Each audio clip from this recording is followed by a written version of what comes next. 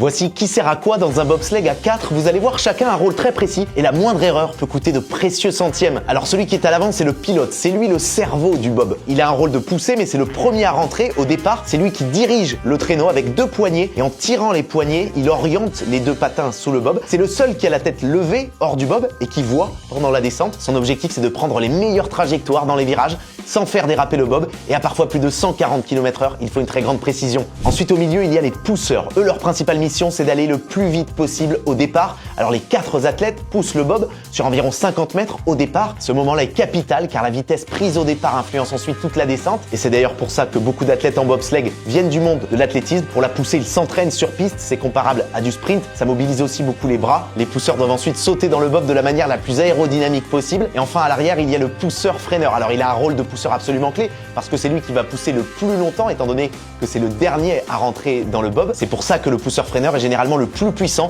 et le meilleur sprinter de l'équipe. Il a aussi les commandes du frein, mais ce frein-là, il ne va l'utiliser qu'une fois la ligne d'arrivée franchie. Et en tout cas, les pousseurs et le pousseur-freineur ont eux la tête baissée pendant la descente. Ils ne voient rien et ils ont un rôle de stabilisation du traîneau pendant cette descente.